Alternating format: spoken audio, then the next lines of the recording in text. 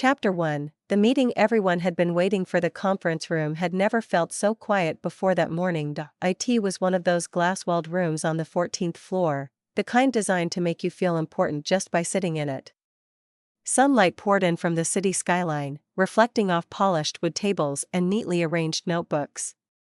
Everyone was there early: executives, managers, even a few people from legal. That alone should have told me this meeting mattered. I had been working toward this moment for over 9 months. 9 months of late nights, skipped lunches, weekends spent revising spreadsheets while my friends posted brunch photos online. 9 months of believing that if I stayed professional, focused, and patient, my work would speak for itself. The project was mine, not just assigned to me. Built by me. I had created the original framework on my apartment floor, laptop balanced on a coffee table, sticky notes lining the walls like a crime investigation board. I tested models, ran simulations, rewrote proposals, and corrected mistakes no one else ever saw.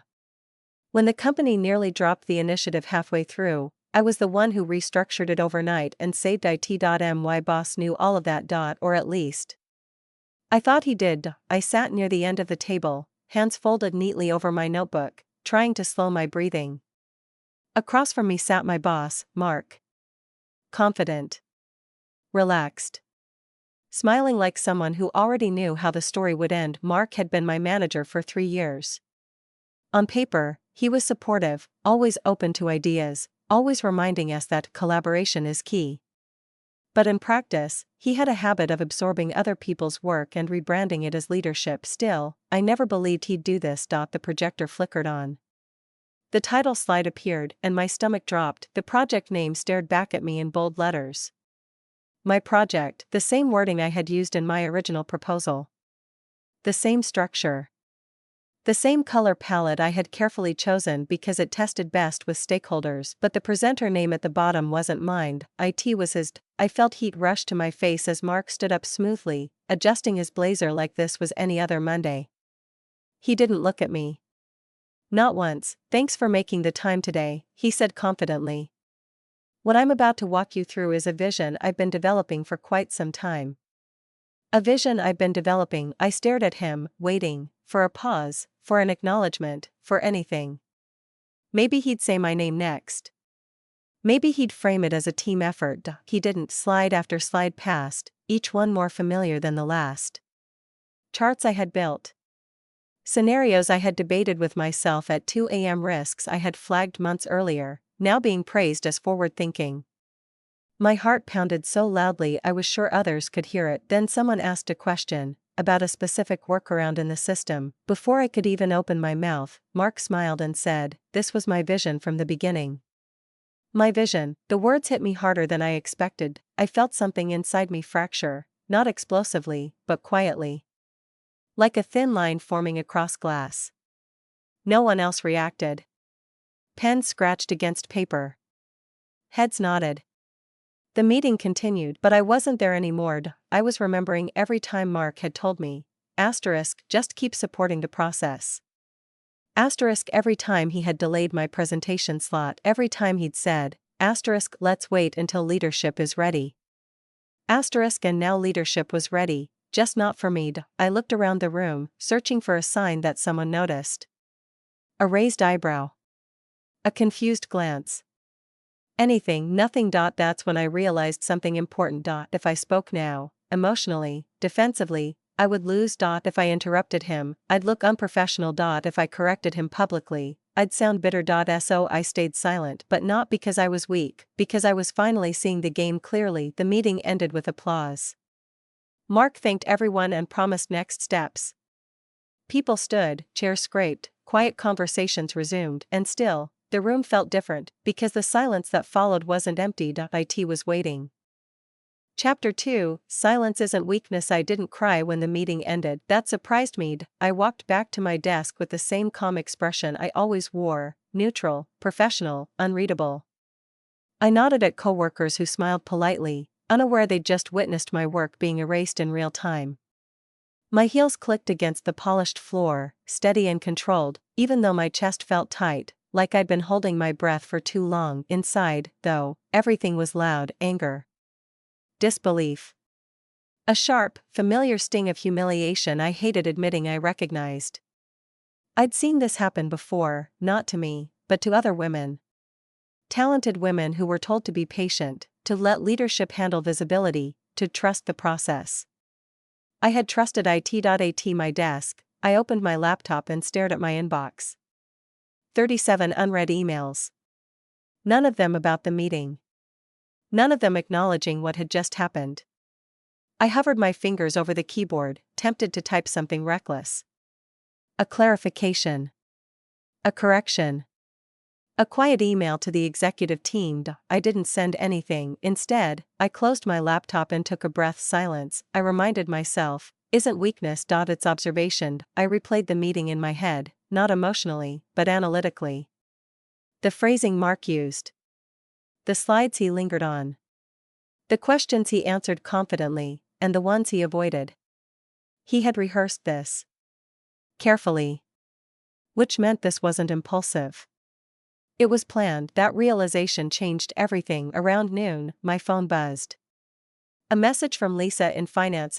Hey, was that project yours? I stared at the screen for a long moment. So someone had noticed. I typed back, yes.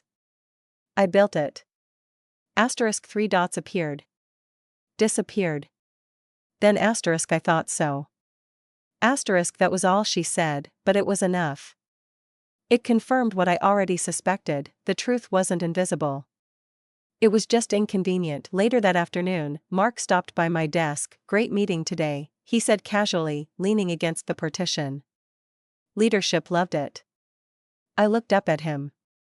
His expression was relaxed, almost friendly.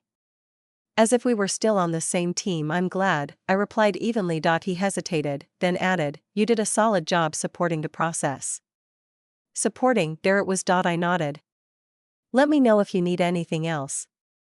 He smiled, satisfied, and walked away. The moment he disappeared, I opened a folder on my desktop I hadn't touched in months. Inside were timestamps, version histories, email threads, calendar invites, feedback notes, voice memos. A complete digital trail of the project's evolution, from the first concept draft to the final model he had just presented as his own. I hadn't kept them out of paranoia, I'd kept them out of habit. My father used to say, always keep your receipts, especially when people underestimate you. At the time, I thought he was being dramatic. Now I understood he was being practical. That evening, instead of going home, I stayed late. The office emptied slowly, lights dimming floor by floor. I organized everything meticulously, building a timeline so clear it told the story on its own. No emotion. No accusations. Just facts, because facts don't raise their voice, and when used correctly, they don't have to. As I shut down my computer and finally stood to leave, I felt something shift inside me, not confidence, not relief, but clarity. Mark thought the meeting was the end. For me, it was the beginning. Chapter 3. The paper trail. The next morning, I arrived earlier than usual. The office was still half asleep, lights dimmed, coffee machines humming softly, the city outside barely awake. I liked this hour. It belonged to people who prepared more than they performed. People who understood that real power rarely announced itself. I sat at my desk and opened the timeline again. This time, I didn't look at it as proof of betrayal, I looked at it as evidence of authorship. Every document told a story. The first proposal draft, saved under my personal drive, dated 10 months ago. The follow-up email where I outlined the core strategy and sent it to Mark for initial thoughts. His reply, 2 lines long, looks good. Let's discuss later. The calendar invite I created for the first stakeholder review. The revisions requested by leadership, all addressed by me. The updated model I sent at 11:47 p.m. with a note, I've reworked the risk layer to address their concerns. That risk layer was now being praised as innovative. I smiled, but not because it was funny, because it was predictable. At 9:12 a.m., an email landed in my inbox. Subject line, next steps, project rollout. From Mark. CC'd to leadership. He outlined timelines, delegated tasks, and positioned himself as the point person for all future communication. My name appeared once, under support. I read it twice, then I forwarded it to my personal archive folder and added it to the timeline. Around mid-morning, I scheduled a one-on-one with HR, not urgent, not dramatic, just intentional. When the meeting request went through, I felt a flicker of nerves. Not fear, anticipation. I wasn't used to being this deliberate about confrontation. In the past, I'd relied on performance to speak for me. I believed excellence was loud enough, but excellence without visibility is easy to steal. The HR manager, Denise, greeted me warmly that afternoon. We'd spoken before, casual check-ins, culture surveys, nothing serious. She gestured for me to sit. "What's on your mind?" she asked. I didn't start with accusations, I started with context. "I'd like to walk you through the development process of a project that was presented yesterday," I said calmly. "And clarify my role in it." Her expression shifted slightly, professional curiosity replacing pleasantry. I shared my screen point one by one. I walked her through the timeline. I didn't rush. I didn't editorialize. I let the dates, version histories, and emails speak. When Mark's name appeared, it was always in response, not origin. Denise leaned back in her chair. "This is very thorough," she said carefully. "I wanted to be clear," I replied. "This project represents months of my work." Seeing it attributed elsewhere raised concerns, not just about credit, but about process integrity. That word, integrity, landed. Denise nodded slowly. "I'll need to review this and loop in legal." "Of course." As I closed my laptop, she added, "Thank you for bringing this forward professionally." Professionally. I walked out of HR lighter than I'd felt in days. That afternoon, something subtle changed. People looked at me differently. Not openly, just small shifts. Longer eye contact. A pause before speaking. Lisa from finance stopped by my desk and said, "If you need anything, let me know." Word travels fast in offices like ours. By the end of the day, Mark hadn't said a word to me, and that silence, it wasn't accidental. It was the sound of someone realizing the story might not end the way they planned. Chapter 4. When power shifts. By the end of the week, the office felt different, not quieter, more alert. Conversations lowered when I walked by. Meetings were suddenly rescheduled. Calendar invites moved without explanation. And Mark, who usually thrived on visibility, had gone strangely careful. Polite. Measured. Almost distant. That's how I knew something was happening. On Thursday afternoon, Denise from HR emailed me. Subject line, follow-up *, can you join a meeting tomorrow at 10 a.m.? Legal will be present. *, I read it twice, then once more just to be sure. Legal. I didn't tell anyone. I didn't need to. By Friday morning, the tension was already thick enough to feel.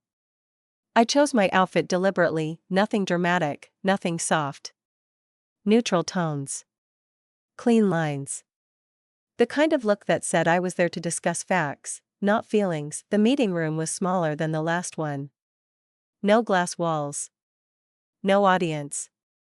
Just Denise, a man from legal named Thomas, and, after a brief pause, Mark. He avoided my eyes as he sat down. Thomas started the meeting without small talk. "We've reviewed documentation related to the project presented earlier this week." Mark shifted in his chair. "We've identified discrepancies between authorship and attribution," Thomas continued.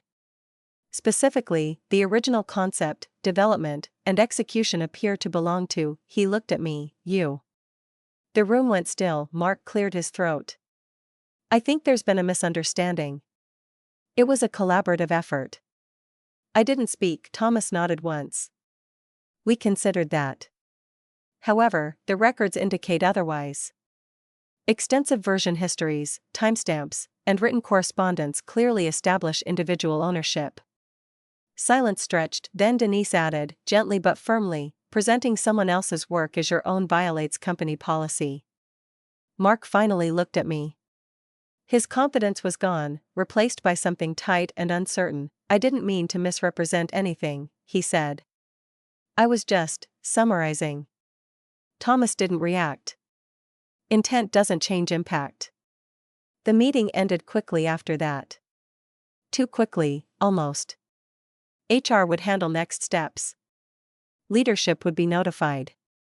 The project would be reassigned. As we stood to leave, Mark lingered behind. I didn't think you'd take it this far, he said quietly. I met his gaze for the first time all week. I didn't think you'd take it at all, I replied. That afternoon, an email went out to leadership *** correction on project leadership ***. It named me as the project lead. Thanked Mark for oversight. Announced revised reporting lines effective immediately. I sat at my desk, reading it slowly, feeling something unfamiliar settle in my chest. Not triumph, validation. People stopped by, subtle congratulations, quiet smiles. Lisa hugged me briefly and whispered, "About time." Later, as the office emptied again, I stayed behind. Not to work, just to sit with the moment. The room that had gone silent during the meeting days earlier, it wasn't silent anymore. IT was listening. Chapter 5, What Silence Leaves Behind. The Monday after everything changed, I arrived at the office and noticed something small, but telling. My access badge opened a different door. The executive wing. It wasn't dramatic.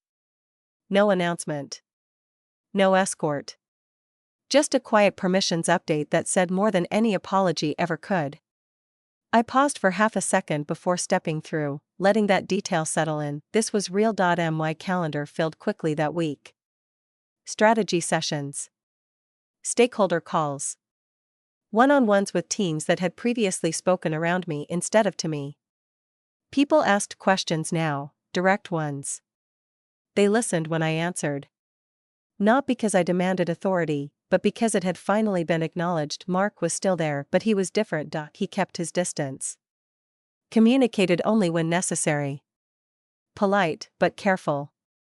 The confidence he once carried so casually had dulled into something rehearsed. Watching that shift wasn't satisfying in the way revenge stories promised. It was sobering, because the truth is, I didn't want his downfall. I wanted my reality corrected. One afternoon, a junior analyst stopped me after a meeting. I just wanted to say, she began, hesitating, seeing you lead this, it matters. Some of us noticed what happened. And what you did about it. I thanked her, but the words stayed with me long after she walked away. That's the part no one tells you. When you choose silence strategically, when you respond with clarity instead of chaos, you don't just protect yourself.